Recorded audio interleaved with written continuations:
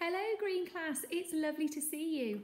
I hope you're having a fantastic summer holiday. I hope you've had lots of time for rest and play, and I'm really looking forward to being your teacher in September. Today I've got Olive Bear with me. So Olive is our new class bear and we'll see her lots in September.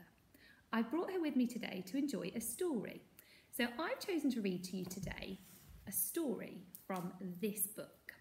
This book is called Bedtime Tales, and they are stories about Peter Rabbit and all of his friends by the author Beatrix Potter.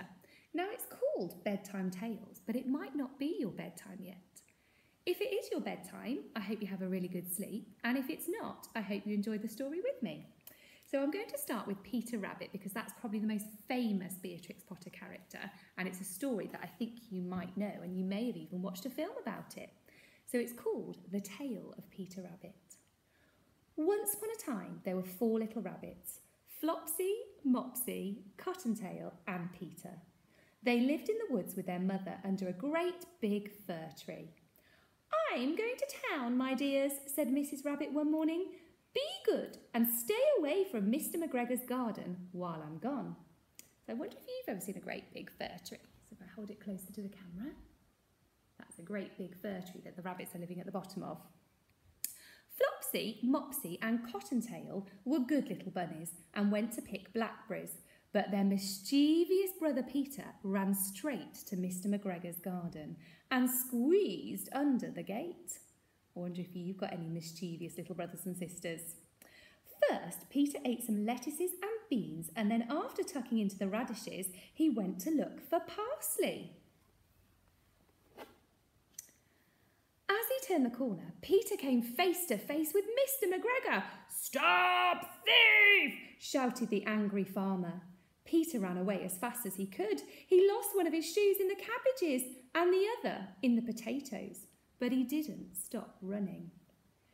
Just as he thought he had gone far enough, Peter caught the buttons of his jacket in a net. He was stuck. Mr. McGregor bounded over, looming over above him with a big sieve. Luckily, Peter managed to wriggle free just in time, but he left his jacket behind, tangled in the net. So you might have seen a sieve before. This is a sieve. You might use a sieve when you're cooking and sieve something like flour, where you shake the flour to get all the lumps out. Now this sieve is used in gardening when you sieve the soil. So you shake the soil to get rid of all the stones and hard lumpy bits. So he's going to catch Peter in the sieve. Peter rushed off to the tool shed and jumped inside a watering can. But just as Mr. McGregor peered through the door, Peter sneezed. "Kertishoo!" Mr. McGregor heard the sneeze and spotted where Peter was hiding. The wet and frightened bunny narrowly escaped through an open window.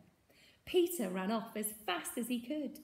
He slipped under the gate and out of the garden and did not stop running until he got back to the fir tree, safely home at last. While his sisters ate a delicious supper of bread, milk and blackberries, Peter's mother tucked him straight into bed. Peter drifted off to sleep, cosy and happy at home with his family.